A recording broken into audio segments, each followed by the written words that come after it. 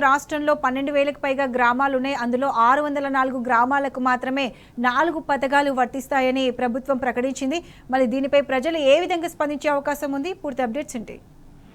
ప్రత్యుష, కాంగ్రెస్ ప్రభుత్వం అంటేనే నయవంచన, కాలయాపనకు మారుపేరుగా నిలుస్తుందని చెప్పవచ్చు.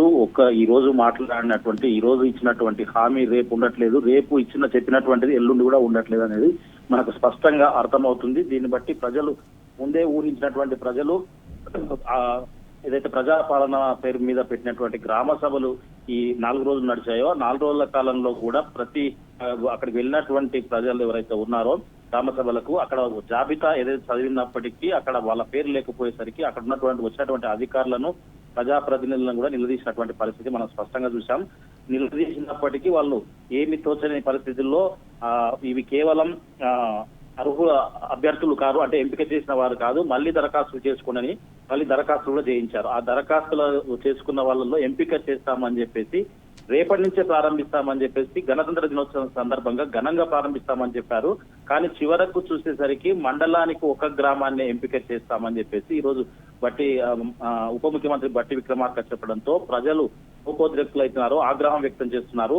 ప్రతిదీ కూడా అంటే రుణమాఫీ కావచ్చు, రుణమాఫీ అందరికన్నారు, కొందరికే చేశారు. తర్వాత రైతు భరోసా 15,000 అన్నారు, అని 12,000కే తీసుకొచ్చారు. అది కూడా ఇప్పటి వరకు ఏం లేదు. అయితే ఈ రకంగా ప్రజలను మోసం చేస్తుండడంతో ప్రజలు కూడా పూర్తి స్థాయిలో ఆగ్రహం వ్యక్తం చేస్తున్నటువంటి పరిస్థితి కనిపిస్తా ఉంది. నాగర్ జిల్లా వ్యాప్తంగా కూడా వాళ్ళు పని మానుకొని పూర్తిగా ఆ గ్రామ సభలకు వెళ్లి అక్కడ ఏం జరుగుతుంది, తర్వాత మాకు ఎందుకు రాలేదు, ఏమైంది, అసలు ఇస్తారా ఇవ్వరా అనే అంశంలో భాగంగా వాళ్ళు అధికారులను నిలదీస్తున్నప్పటికీ అక్కడక్కడ కాంగ్రెస్ వాళ్ళు అంటే ఇవ్వకపోగా అడుగుతున్న వారిని గొంతు నొక్కే ప్రయత్నం చేశారు. తర్వాత వాళ్ళ పైన దాడులకు చేసే ప్రయత్నం చేశారు. మీరెవరు అడగడానికి హక్కే లేదన్నట్టుగా మాట్లాడారు. తర్వాత పోలీసుల పహారాలో సభలన్నీ నిర్వహించారు. ఇవన్నీ కూడా చూస్తుంటే అసలు ఏ ఉద్దేశం, అసలు ఇంతకు ప్రజలకు న్యాయం చేసే, పేద ప్రజలకు న్యాయం చేసే ఉద్దేశం ఏ కోశాన కూడా లేదన్నట్టుగా స్పష్టంగా కనిపిస్తుంది. మంత్రులు మాత్రం ఎవరికి తోచింది వారు మాట్లాడుతూ ఉన్నారు. ఈ రోజు మాట్లాడింది రేపు లేదంటున్నారు. మరి ఈ రకంగా ఉంటే ప్రజల పూర్తి స్థాయిలో కాంగ్రెస్ ప్రభుత్వం పైన నమ్మకం పోయింది.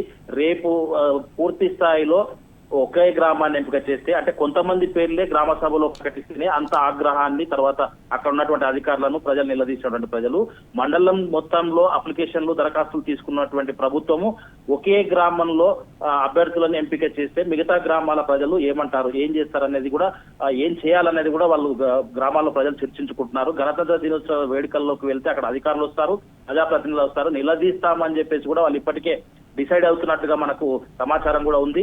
అక్కడికి వెళ్లి తర్వాత అసలు ఏంటి, అసలు వీళ్ళు చెప్తున్నది ఏంది, చేస్తున్నది ఏంది, ప్రజాపాలన పేరిట దరఖాస్తులు ఫస్ట్ లో ప్రజాపాలన దరఖాస్తులు తీసుకున్నారు. దాంట్లో రేషన్ కార్డులకు సంబంధించి, ఇందిరమ్మ ఇళ్లకు సంబంధించి, కరెంటుకు సంబంధించి అన్ని అంశాలు పొందుపరిచారు. లాస్ట్కు చివరకు అవి ఏవీ లేవన్నట్టుగా నిజంగా కూడా ఒక గ్రామ సభకు నిన్న వెళితే అక్కడ ఒక అధికారి స్పష్టంగా చెప్తున్నాడు, అప్పుడు ఎందుకు మళ్ళీ దరఖాస్తులు తీసుకున్నారని ఎవరైతే లబ్ధి పొందడానికి దరఖాస్తు చేసుకోవడానికి వచ్చాడో అతను అడిగితే ఒక అధికారి స్పష్టంగా ఏం చెప్పాడంటే అవి మిస్ప్లేస్ అయ్యాయి కాబట్టి మళ్ళీ తీసుకుంటున్నామని చెప్తున్నారు. నిజంగా కూడా మిస్ప్లేస్ అయినటువంటి సందర్భాలు కూడా మనం చూసాం.